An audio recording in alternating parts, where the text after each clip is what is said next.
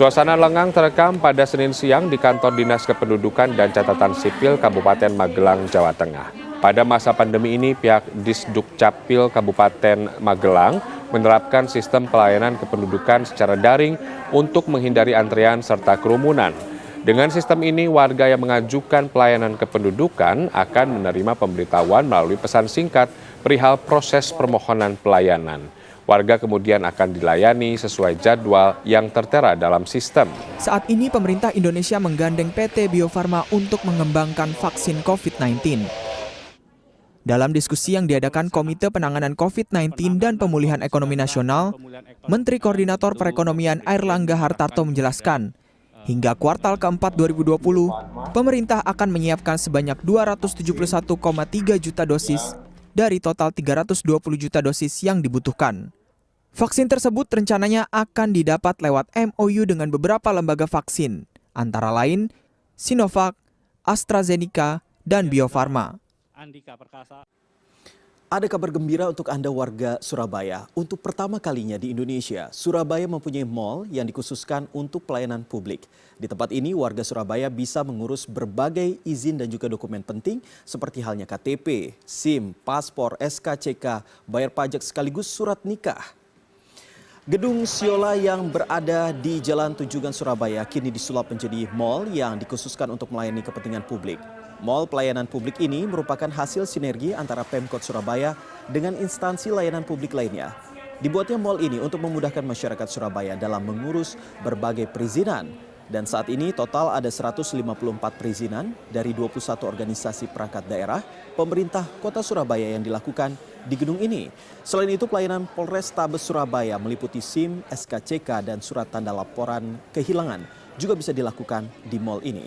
Inilah tempat kerjaku, Badan Kepegawaian dan Pengembangan Sumber Daya Manusia. Tempat aku bekerja untuk melayani dan menjalankan tugasku sebagai seorang aparatur sipil negara.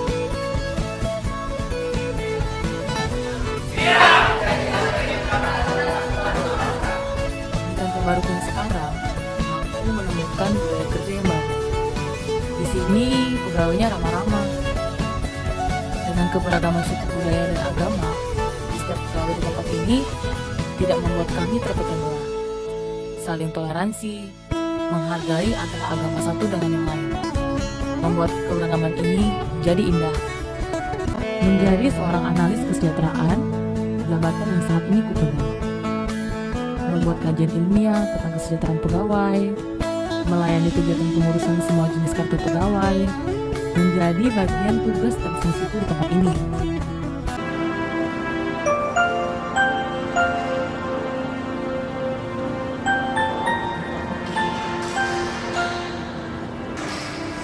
Dian Ingrawati adalah satu-satunya pegawai tunarungu yang tercatat sebagai ASN pertama kali diterima bekerja di lingkungan Kementerian Sosial.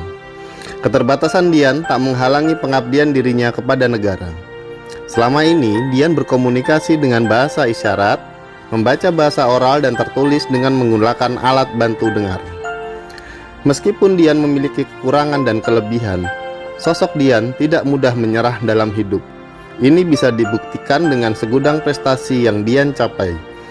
Di antaranya, raih kompetisi 2 Pigeon Contest tingkat dunia untuk mengharumkan nama Indonesia, dan juga 400-an buah piala perlombaan yang telah dimiliki Dian. Pelayanan EKTP dilakukan secara online saat masa pandemi COVID-19, salah satu bentuk efektif, efisien, dan berinovasi. Untuk mewujudkan Indonesia sehat sebagai bentuk kolaborasi hubungan, koordinasi, dan sinergisitas pelaksanaan vaksinasi antar lembaga, PT Bio Farma berperan sebagai pengadaan dan distribusi vaksin. Menteri Koordinator Perekonomian sebagai analisis kebutuhan vaksin.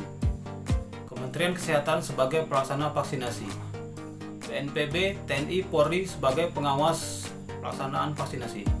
Terobosan yang dilakukan oleh pemerintah Kota Surabaya dengan membuat mal pelayanan publik merupakan bagian dari upaya pemerintah untuk menegakkan whole of government.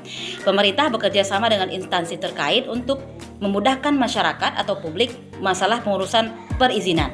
Dengan begitu, pengurusan perizinan masyarakat menjadi lebih mudah, efektif, dan efisien. Indonesia butuh PNS profesional yang berkarakter sebagai pelayan masyarakat dan pemersatu bangsa.